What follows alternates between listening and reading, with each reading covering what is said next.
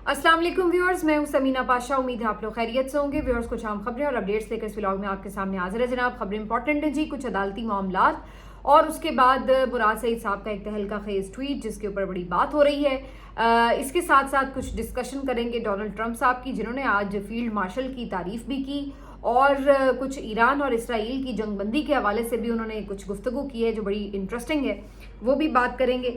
इसके साथ साथ आज जिक्र करेंगे कि आज़म नज़ीर तारड़ साहब ने on the floor of the house जिस तरह की गुफ्तगू की है अखलाक से गिरी हुई, ये बहुत शर्मनाक बात है कि इस लेवल पर लोग जो हैं वो इस तरह की गुफ्तगू करें।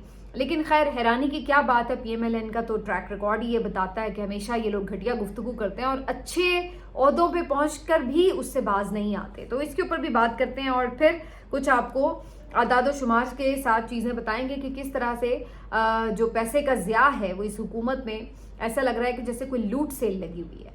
इन तमाम चीज़ों पर बात होगी आज के व्लॉग में। आपसे रिक्वेस्ट है कि चैनल को सब्सक्राइब कर लें अगर अभी तक सब्सक्राइब नहीं किया। तो जी, सबसे पहले अदालती मामलात की बात, क्योंकि आज है जी अलकादर ट्रस्ट केस की समाअत और इमरान खान साहब की वकला आज पेश होंगे। काफ़ी इस बात की तवक्को है कि आज काफ़ी बड़ी तादाद में पार्लियामेंटेरियंस भी आएंगे। वजह बड़ी साफ है कि जो एक प्रेशर बिल्डअप हुआ हुआ है, तो हर कोई अब क़यादत में ये कोशिश करेगा कि इमरान खान की समाअत पर पहुँचें और अपनी उनके साथ सिंसेरिटी को और लॉयल्टी को साबित करें। तो कल काफ़ी तादाद में उम्मीद है कि लोग यहाँ पर जमा हो जाएंगे। लेकिन क्या इस केस में कोई पेशरफ्त होगी? इस केस में कोई पेशरफ्त नहीं होगी। ये जो अभी 9 मई की ज़मानतें उनकी खारिज हुई हैं, जो उनकी मुलाकातों पर पाबंदियां हैं, जो बजट उनकी मुलाकातों के बगैर पास करवाया गया, जिस उजलत में उन्हीं के हाथों से लगाए हुए लोगों के ज़रिए पास करवाया गया, ये तमाम चीज़ें इस बात की इंडिकेशन है कि इमरान खान साहब के लिए इस फ़िलहाल सेटअप में सख्ती बढ़ रही है और उसमें कोई उनके लिए गुंजाइश नहीं है और ना ही आइन और कानून इंसाफ नाम की कोई चीज़ है कि कोई जजेस खुद ही अपने तौर पर खड़े हो जाएं और ज़मीर के मुताबिक, आइन और कानून के मुताबिक फ़ैसले करने लगें। तो इस वजह से फिल वक्त इन तमाम हालात को देखते हुए ये प्रिडिक्शन कोई मुश्किल काम नहीं है कि इस केस में भी इमरान खान साहब की जो सज़ा है वो मुअत्तल नहीं होगी। उनके वकला बड़े कॉन्फिडेंट हैं। सलमान सफदर साहब तो कहते हैं ये आधे घंटे का केस है, लेकिन करने वाले तो ऐसा मैजिक करने लगे हैं कि दुनिया शशतर रह जाए। क्योंकि जो ये 9 मई की ज़मानतें भी उनकी खारिज हुई हैं, इस पे भी जो तमाम कोर्ट रिपोर्टर्स हैं, उनके वकला हैं, वो हैरान परेशान हैं कि कभी ऐसा नहीं होता तारीख में कि कोई शख्स जो कि मौके पर मौजूद भी नहीं है उसको 2 साल के बाद तक भी आप ज़मानत ना दें। ऐसा कभी नहीं होता। और उसी तरह के सिमिलर केसेस में, सिमिलर इल्ज़ामात के ऊपर 21 केसों में ज़मानत मिल चुकी है ऑलरेडी, और अब आप 8 केसों में उन पे उसी तरह के इल्ज़ामात पर ज़मानत नहीं दे रहे, क्योंकि अब आपको ये नहीं मंजूर। आप कहते हैं कि हमने नहीं देनी तो नहीं दे रही, जंगल का कानून। तो ये एक बड़ी वाज़ेह सिचुएशन है। इस वजह से इस पे मुझे प्रिडिक्ट करना कोई मुश्किल नहीं है कि अलकादर ट्रस्ट केस में भी कोई ज़मानत नहीं होगी इमरान खान साहब की, ना ही सज़ा मुअत्तल होगी। और अगर इस केस में मैक्सिमम भी कोई कार्रवाई हुई तो यही होएगा कि जो प्रोसिक्यूटर जनरल एक दिन पहले तैनात किए गए वो आके कहेंगे जी मैं तो अभी कल आया हूँ, कल मैंने ओहदे का चार्ज संभाला है, मुझे तो कुछ पता ही नहीं, मैं ज़रा मालूमात ले लूँ। और वो इस्तदा करेंगे कि जी केस की अगली तारीख दे दी जाए और वो दे दी जाएगी। तो मैक्सिमम मेरे अंदाजे के मुताबिक तो यही इसमें होना है। बाकी देख लेते हैं कि क्या इस दिन इन्होंने कारनामा करना है। तो ये जो डोगर कोर्ट्स हैं, इनसे तो वैसे ही कोई उम्मीद ही नहीं है, और ख़ास तौर पर इनको लाया ही यहाँ पे इसलिए गया और इन्होंने उसी तरह परफॉर्म करना है जो इनसे एक्सपेक्टेशंस हैं। तो इसलिए कोई आप जिसको कहते हैं 0% भी इनकी अदालत से तो खैर एक्सपेक्टेशन नहीं है। आज बल्कि मैं बड़ी इंटरेस्टिंग खबर सुन रही थी मोहसिन नकवी साहब की तैनाती के हवाले से। एक केस की समाअत के दौरान ये इन्हीं साहब के पास, चीफ जस्टिस साहब के पास ही केस लगा हुआ था, सरफराज डोगर के पास। तो जो दरख्वास्त गुजार थे उन्होंने कहा कि जी कानूनी तकाजा पूरा नहीं किया गया, और जो निगरान वज़ीर आज़म थे उन्होंने इनकी तैनाती की थी मोहसिन नकवी साहब की, जबकि ज़रूरी ये है कि जो इलेक्टेड वज़ीर आज़म है वो चेयरमैन PCB की नोटिफिकेशन कर सकता है। तो ये कानूनी तकाजा पूरा नहीं हुआ। तो वो आगे से कह रहे हैं कि जी क्या वो काम सही नहीं कर रहे? काम तो वो बेहतरीन कर रहे हैं, इतने टूर्नामेंट्स हो रहे हैं, बड़ा आपको क्रिकेट जो है वो तमाम मामलात उसके सही चलते हुए नज़र आ रहे हैं, बिजनेस कर रही है, सब कुछ हो रहा है। तो अगर सब कुछ सही हो रहा है तो कोई आईनी कानूनी मामला नहीं भी ठीक हुआ तो इसमें प्रॉब्लम क्या है? अब आप क्या अंदाज़ा लगा सकते हैं कि एक जज, और वो भी चीफ जस्टिस, इतनी अहम पोस्ट पे बैठा हुआ शख्स इस तरह के रिमार्क्स लाइटर नोट पे भी क्या दे सकता है कि जी आइन और कानून जाए भाड़ में, क्या ज़रूरत पड़ी उसको फॉलो करने की, बस काम चल रहा है तो ठीक है।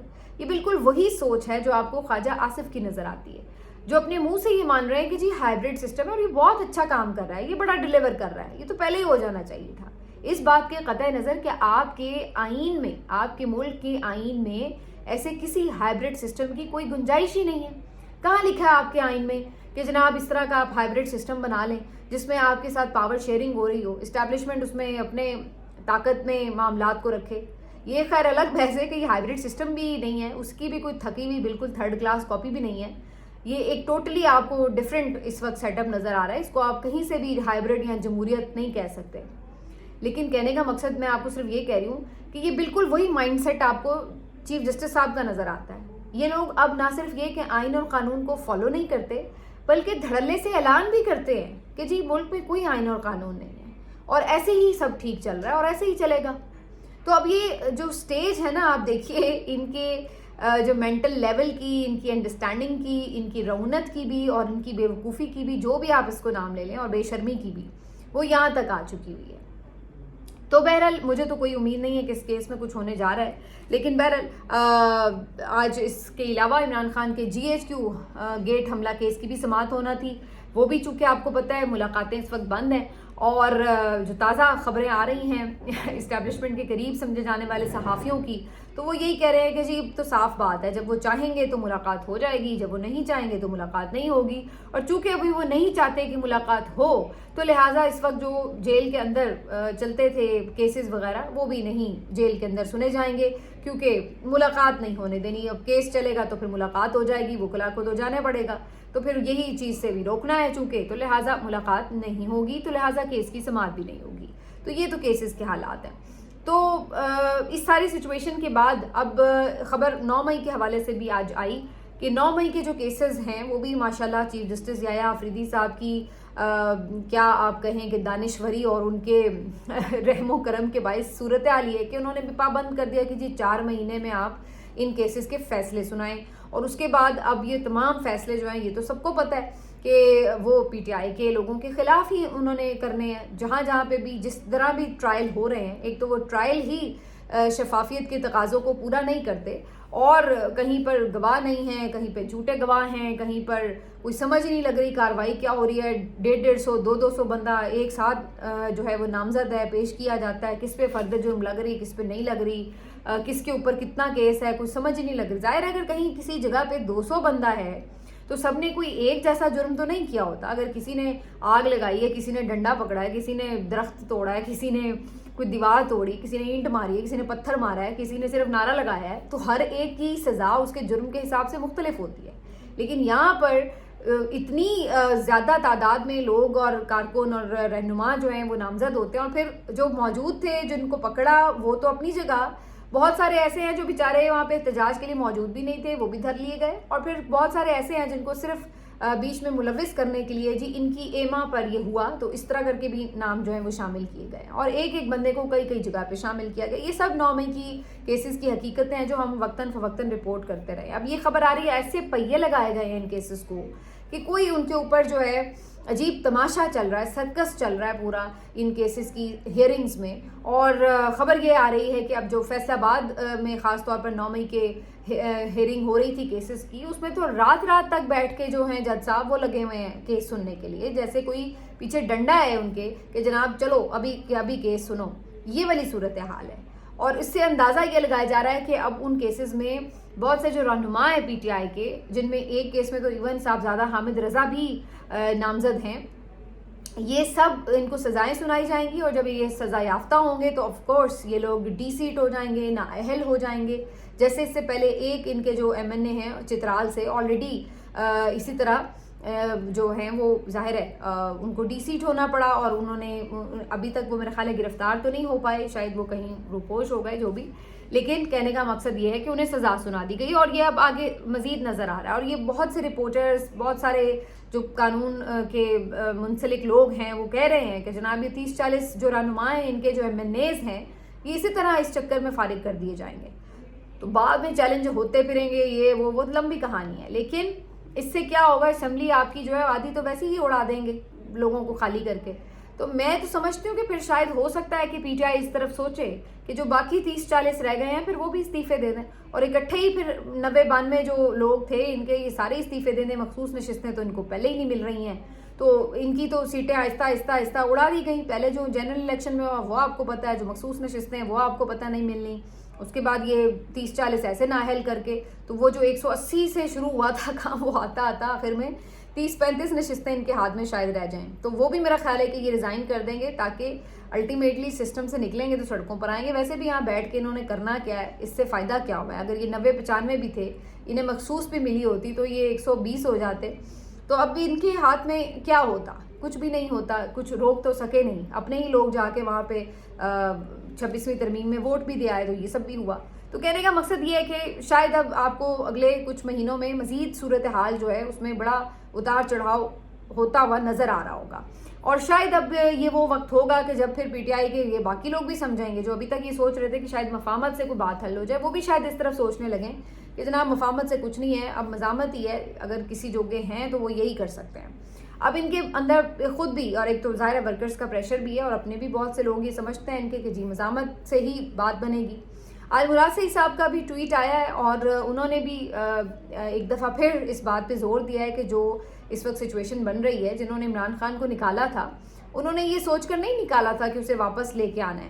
اس کی واپسی کا انہوں نے کوئی آپشن نہیں رکھنا, اور اس کو روکنے کے لیے یہ ہر حد تک جائیں گے. پہلے بھی گئے ہیں اور مزید بھی آگے ایسا ہی کریں گے. ایسا ہی ہوگا کہ جو ان کے بس میں ہوگا یہ اس کو ضرور کریں گے, لیکن عمران خان کو نہ تو باہر آنے دیں گے اور نہ ہی واپس اقتدار میں آنے دیں گے. تو مراد سعید صاحب کہتے ہیں کہ ہمارے ہاتھ میں اور کچھ بھی نہیں ہے سوائے اس کے کہ ہم جدوجہد کر سکتے ہیں, مزاحمت کر سکتے ہیں. تو اس پہ ہمیں فوری طور پر ایک لاعمل دینا ہوگا. اور یہ جو ایک سینیریو بن گیا ہے کہ جی 26 نومبر کے بعد لوگ نہیں نکلیں گے, اس مت کو بھی توڑنا ہوگا. پہلے بھی اپریل میں لوگ نکلے ہیں, آگے بھی لوگ نکلیں گے, اور انہوں نے اپنے طور پر یہ یقین دہانی کرائی کہ میرے حلقے سے جو میرے مختلف یعنی تنظیموں کے تحت جو لوگ ہیں وہ تو لازمی نکلیں گے اور بڑی تعداد میں نکلیں گے. تو ان کی طرف سے یہ کہا گیا ہے کہ جی اب مزید تاخیر نہیں اس میں میرا خیال ہے کرنی چاہیے, اور اس پہ لاہعمل دینا چاہیے, کیونکہ ویسے بھی ان کے اوپر جو سلوک کیا جا رہا ہے وہ بھی ہمارے لیے باعث افسوس ہے. اور مراد سعید صاحب نے یہ وارننگ بھی دی ہے کہ جو لوگ آج اس بات پہ غصہ ہیں کہ جی عمران خان صاحب کے ساتھ یہ ہو رہا ہے, تو جو سب یہ کر رہے ہیں عمران خان کے ساتھ وہ تو شاید ان کی پہنچ میں نہیں ہے, لیکن ہم ان کی پہنچ میں ضرور ہیں. تو یہ یاد رکھیے کہ یہ لوگ کل آپ کا ہی گریبان پکڑیں گے کہ آپ نے عمران خان کو چھڑوانے کے لیے کیوں کچھ نہیں کیا. تو انہوں نے اپنی قیادت کو ذرا یہ بھی ایک وارننگ دی ہے کہ اگر آپ کسی سختیوں سے ڈر رہے ہیں تو یہ مت سوچئے کہ آپ اسی طرح کمفرٹ زون میں رہیں گے, بلکہ آپ کے لیے بھی مشکلات ہی مشکلات ہیں, اور وہ تو ہمیں نظر آ رہی ہیں. پی ٹی آئی قیادت جو ہے وہ تو اس وقت ایک ایسے مشکل میں ہے, ایسے دوراہے پر ہے کہ جہاں ایک طرف ان کو جو سسٹم ہے اس کی طرف سے مار پڑ رہی ہے, اور آگے بڑھنے کا مزید امکان ہے جب یہ لوگ دھر لیے جائیں گے, پکڑے جائیں گے 9 مئی میں. اور دوسری طرف ان کے اپنے کارکن وہ بھی ان کے ساتھ نالا ہیں, وہ بھی ان کے لیے کھڑے ہوں گے نہیں پھر, بلکہ ان کا گریبان پکڑیں گے. تو ان کو تو دونوں طرف سے مشکلات کا سامنا ہے. اس کا حل صرف یہی ہے کہ پھر آپ ایک ہی طرف ڈو اینڈ ڈائی ہو کے جو آپ سے بن پڑتا ہے وہ آپ کریں. مشکل چیز ہے, لیکن فی الحال اس کے علاوہ کوئی ان کے پاس تو آپشن نظر نہیں آتا. تو یہ اب کب تک اس کے اوپر تحریک چلائی جائے گی یا کوئی تاریخ دی جائے گی, مجھے نہیں لگتا ہے کہ پی ٹی آئی کی موجودہ قیادت اپنے طور پر یہ کرے. تا وقت ہے کہ عمران خان صاحب کی طرف سے کوئی ایسا میسج آ جائے, اور اس کے لیے عمران خان صاحب کو ظاہر ہے کچھ نہ کچھ ڈسکشن کرنی ہے, اپنے لوگوں کو پوری طرح سے ایکسپلین کرنی ہے چیزیں, اور وہ کرنے کا انہیں موقع نہیں دیا جا رہا. ان کی پورے ہفتے کے بعد صرف 10 یا 15 منٹ کی ملاقات اپنی بہنوں سے ہوتی ہے, اور وہ بھی 2 ایسی بہنوں سے ہوتی ہے جو شاید سیاسی معاملات پر اس طرح سے نہیں دسترس رکھتی ہیں, بہت اس کو فوری طور پر اس لحاظ سے انڈرسٹینڈ نہیں کر پاتی ہیں کہ جو عمران خان صاحب بتا رہے ہو تو وہ کتنی 10 منٹ میں بات پہنچا سکتی ہیں باہر لا کر. تو بہت بریف سا ان کا میسج ہوتا ہے جو بعد میں دے دیا جاتا ہے. تو کہنے کا مقصد یہ ہے کہ یہ کمیونیکیشن توڑی ہی اس لیے گئی ہے کہ عمران خان جیل میں بیٹھ کر مزید کوئی مشکل کھڑی نہ کر سکیں اس سسٹم کے لیے, اور یہ سسٹم یہ تاثر دینے میں کامیاب ہو سکے کہ وہ بالکل ارریلیونٹ ہو گئے ہیں اور اب کوئی فرق نہیں پڑتا کسی کو بھی. تو یہ جو ہے ایک اس وقت پورا سینیریو نظر آ رہا ہے. اب خاص طور پر جو امریکہ کے ساتھ معاملات بہتر ہوئے ہیں اس کے بعد سے مزید ایک اسٹرینتھ کا جو ایلیمنٹ ہے وہ یہ حکومت محسوس کر رہی ہے، کیونکہ ان کو دھڑکا تھا کہ جی اگر ٹرمپ نے ادھر سے اس بات کے اوپر زور دینا شروع کر دیا کہ جی آپ چیزیں بہتر کریں، عمران خان کو رہا کریں، یا کچھ اس طرح کی سچویشن بنی تو پھر ایک مشکل بن جائے گی. لیکن آپ نے دیکھا کہ جس طرح سے ان کی قسمت اچھی کہ جو حالات انٹرنیشنلی ڈیولپ ہوئے اس میں آٹومیٹکلی چیزوں کو آپ نے دیکھا کہ وہ ان لوگوں کے حق میں جاتی ہوئی نظر آئیں اور الٹیمیٹلی اس کا فائدہ انہیں ہوا. تو ٹرمپ صاحب نے نہ صرف یہ کہ کئی موقعوں پر پاکستان کی تعریف کر دی، کشمیر کی بات کر دی، بلکہ اس کے ساتھ ساتھ ابھی ڈونلڈ ٹرمپ نے فیلڈ مارشل صاحب سے ملاقات بھی کر لی، اس کے بعد بھی انہوں نے ان کی تعریف کی، اور آج انہوں نے ایک اور موقع کے اوپر ان کا ذکر کیا. اور اگرچہ انہیں نام تو شاید پتہ نہیں یاد نہیں تھا یا انہوں نے لیا نہیں، لیکن انہوں نے کہا کہ جی میں جو جنرل صاحب آئے ہوئے تھے پاکستان سے تو ان سے میں ملا، امپریسو تھے اور یہ وہ، تو اس میں بھی انہوں نے ان کا ذکر کیا. تو یہ جو تمام چیزیں ہیں اس نے اس سسٹم کو، اس رجیم کو مزید اسٹرینتھ دی، اور جو ان کو یہ خطرہ تھا کہ جی وہاں سے ہمیں کوئی پریشر آ سکتا ہے وہ بھی ان کا کافی حد تک مسئلہ حل ہو گیا. تو یہ اس میں پی ٹی آئی کی بیڈ لک کہ یہ تو الٹا یہ کوشش کر رہے تھے کہ وہاں پر یہ تاثر دیا جائے کہ یہاں پر انہوں نے بڑا برا حال کیا ہوا ہے، انسانی حقوق کے معاملات ان کے سامنے رکھے جائیں اور یہ تمام چیزیں، لیکن وہ ایسا لگ رہا ہے کہ وہ کہتے ہیں نا دوائی نے الٹا اثر کر دیا، تو کچھ اس طرح کی سچویشن ہوئی ہے ان کے ساتھ. بہرحال اب اس ساری بات کے بعد میں یہ ضرور سمجھتی ہوں کہ ڈونلڈ ٹرمپ کی اس طرح کی تعریفوں پہ ویسے بندہ خوش بھی کیا ہو، کیونکہ یہ بڑا عجیب و غریب قسم کا شخص ہے جس کے بارے میں آپ پریڈکٹ نہیں کر سکتے. میں شروع سے یہ بات کہہ رہی ہوں. خاص طور پر جس کی یہ تعریف کرتا ہے نا اس کو تو خاص طور پر چاہیے کہ اپنا کوئی صدقہ وغیرہ نکال دے، کیونکہ جن کے ساتھ یہ زیادہ پیار محبت دکھا رہے ہوتے ہیں پھر اسی کو عجیب طریقے سے جو ہے وہ بے عزت بھی کر دیتے ہیں بعض اوقات. ابھی جب یہ ڈونلڈ ٹرمپ نے حلف اٹھایا تھا اس کے بعد آپ نے دیکھا نریندر مودی سے کتنا پیار محبت دکھا رہے تھے، ان کو دورے پہ بھی بلایا، بڑی ان کو پروٹوکول بھی دیا اور بڑے ان کے ساتھ قریبی تعلقات کے وعدے وعید چل رہے تھے. یہ سب ہو رہا تھا اور پھر اس کے بعد ایک دم سے پاک انڈیا جنگ کے بعد جو انہوں نے ایک پینترا بدلا اس میں اچھی خاصی مودی کی بےزتی کرتے رہے، جگہ جگہ پہ جا کے بتاتے رہے کہ جی یعنی وہ مودی کی پوزیشن کمزور ہو رہی تھی. ان کے حوالے سے دیکھا جائے تو ان کے ملک میں مودی کی پوزیشن اس پہ کمزور ہو رہی تھی اور الٹیمیٹلی یہ تک نوبت آ گئی کہ مودی نے ان کے بلانے کے باوجود بھی ان سے جا کے ملنا نہ چاہا، اس لیے کیونکہ یہ ان کو اپنی انسلٹ فیل ہو رہی تھی کہ یہ جگہ جگہ پہ جا کے کیوں بھانڈا پھوڑ رہے. نیتن یاہو کی انہوں نے تعریف کی اور انہیں کہا کہ جی بہترین شخص ہیں اور جی میری تو روز بات ہوتی ہے اور وغیرہ، اور اسرائیل کو پوری طرح سپورٹ کرتے رہے اور بالکل یعنی آپ کو پتہ ہی ہے وہ تو شروع سے ہی امریکہ کی ایک پالیسی رہی ہے، لیکن ٹرمپ صاحب نے تو بڑے کھلے عام آ کے اس چیز کو اور زیادہ انڈورس کیا. لیکن اس کے بعد کیا ہوا، ایران اور اسرائیل کی جو جنگ ہوئی اس میں بھی جناب انہوں نے اسرائیل کا آخر میں بھانڈا پھوڑنا شروع کر دیا. آج بھی گفتگو میں انہوں نے کہا کہ ایران نے تو آخری 2 دن بڑی پھینٹی لگائی ہے اور بڑا نقصان پہنچایا اور یہ جنگ ایک طرح سے جیتی ہے ایران نے کیونکہ انہوں نے بڑی اس میں ریزسٹنس شو کی. یہ انہوں نے ضرور کہا کہ جی ہم نے ان کا ایٹمی پروگرام تباہ کر دیا ہے، حالانکہ اس کی ایک کانٹرڈکشن موجود ہے. بہت سی رپورٹس ایسی آئی ہیں کہ جس میں یہ پتہ لگ رہا ہے کہ انہیں تھوڑا بہت نقصان ضرور ہوا ہے، لیکن ایسا نہیں ہے کہ بالکل ان کا ایٹمی پروگرام زیرو ہو گیا. اور ایران تو بظاہر اس بات کے لیے اب مزید کمیٹڈ دکھائی دے رہا ہے کہ وہ اپنے پروگرام کو جاری رکھے گا. لیکن کہنے کا مقصد یہ ہے کہ اس موقع کے اوپر آ کے وہ اسرائیل کو، نیتن یاہو کے لیے تو کل بڑے غلط قسم کے الفاظ بھی انہوں نے استعمال کر دیے اور اسرائیل کو بھی انہوں نے آج ٹھیک سے بے عزت کیا کہ جی ان کو تو بڑی مار پڑی ہے آخری 2 دن میں. تو اس بندے کا پتہ نہیں لگتا، آج جس کی تعریف کر رہا ہوتا ہے اگلے دن اس کے ساتھ کیا کر دے گا. یہ جو ہے وہ ایک آپ کہہ لیں کہ بس تکا ہی ہوتا ہے کہ کسی وقت کچھ بھی ہو سکتا ہے. تو یہ کچھ اس طرح کے مزاج کا بندہ ہے، کوئی ایک سٹیبل مزاج کا بندہ نہیں ہے. کبھی پل میں تولا پل میں ماشا والا جو صورتحال ان کی لگتی ہے. ایک وقت میں ان کو عمران خان اچھا لگ رہا تھا اور ان کے جو ممبرز تھے، لوگ تھے ٹیم کے، وہ ان کے حق میں بات کر رہے تھے. آج ان کو ایک دم سے بالکل ایک مخالف شخص جو ہیں یعنی ان کے عمران خان کے یعنی عاصم منیر صاحب، ان کے حوالے سے اب وہ انہیں اچھے لگنے لگ گئے ہیں اور ان کی وہ تعریفیں کر رہے ہیں. تو کافی ان کی جو پالیسی ہے وہ زگ زیگ قسم کی ہے. اس کے اوپر اب دیکھتے ہیں آنے والے دنوں میں کیا ہوتا ہے. آخر میں جی اعظم نذیر تارڑ کے حوالے سے میں ضرور کچھ بات کروں گی کہ اعظم نذیر تارڑ صاحب نے آج فلور آف دا ہاؤس جو گفتگو کی، اپنی طرف سے بڑی کوشش کر رہے تھے کہ جی ذرا کلاس لیں اپوزیشن کی، اور اس میں اس بات کو نشانہ بنا رہے تھے کہ جی عمران خان کی ہر وقت یہ لوگ کرتے رہتے ہیں، اب ہم کیا کریں، ہمارے اختیار میں کچھ نہیں ہے، میرے اختیار میں تو نہیں ہے کہ میں $ملین کے جو ان کے کرپشن کے معاملات ہیں وہ ٹھیک کر دوں. حالانکہ وہ ٹوٹلی ایک غلط بات کر رہے تھے. سب کو پتہ ہے کہ وہ جو $90 ملین تھے وہ کہاں پر ہیں، وہ سب کو پتہ ہے کہ وہ اس وقت حکومت پاکستان کے پاس ہیں. اسی طریقے اس میں کوئی غبن یا کوئی کرپشن ایسی نہیں ہے کہ کوئی عمران خان نے وہ چرا لیے، لیکن انہوں نے وہ چونکہ نام بنانا ہوتا ہے، پولیٹیکل ایک نیریٹو بنانا ہوتا ہے، اس کے لیے یہ بالکل ٹوٹلی غلط بیانی وہاں پہ. پھر اسی طرح کہہ رہے ہیں کہ جی میں نے تو نہیں کہا، نہ میرے اختیار میں ہے کہ جو بم لگا کے جو آگ لگائی ہے عمارتوں کو، فوجی تنصیبات کو، وہ میں معاف تو نہیں کر سکتا، وہ میرے اختیار میں تو نہیں ہے. تو اگین یہ ایک عجیب و غریب انہوں نے اسٹیٹمنٹ دیا. پھر تیسری بات کہنے لگے کہ جی یہ اپنے سہولیات یا اس کے اوپر بات کرتے ہوئے کہ جی میرے بس میں ہوتا تو میں ان کے لیے سہولیات کا بندوبست کر دیتا، میں تو میاں بیوی کی ملاقات بھی کروا دیتا، بلکہ میں تو انہیں ایک کمرے میں سلا دیتا. اب آپ اندازہ لگائیے کہ اس طرح کی گفتگو تھرڈ کلاس قسم کی یہ جو کر رہے تھے، یہ کیا ایک جو آپ کا وزیر قانون ہے ملک کا، اس کو زیب دیتا ہے کہ اس طرح کی گفتگو جو ہے وہ میاں بیوی سے متعلق کریں؟ اب آپ ایک لمحے کے لیے سوچئے کہ اگر ایسی بات کوئی دوسری طرف سے کرے، مریم نواز کے لیے کر دے یا کسی اور شخص کے لیے، تو پھر آپ کو کیا لگے گا؟ کیا یہ لوگ نہیں اٹھا لیں گے یعنی آسمان سر پر کہ جناب یہ کس طرح کی گفتگو ہو گئی، یہ تو ہیں ہی بدتمیز، اور یہ تو اس طرح کے لوگ ہیں، یہ اس طرح کے لوگ ہیں.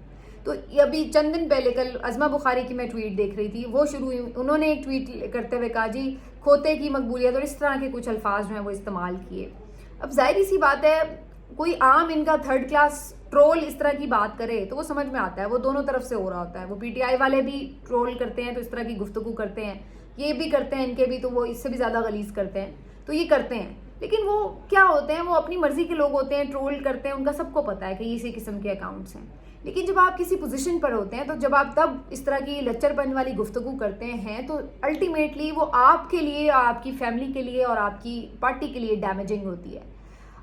عظمہ بخاری ایک وزیر ہیں اور ان کا اس طرح کا الفاظ کا استعمال کرنا، ویسے وہ ہمیشہ ہی کرتی ہیں عجیب و غریب قسم کے الفاظ کا استعمال، لیکن اس سے کیا ہوا ہے کہ ان کی اپنی رسپیکٹ جو ہے وہ کم ہوتی ہے. پتہ لگتا ہے کہ یار یہ خاتون کی کیا مینٹالٹی ہے.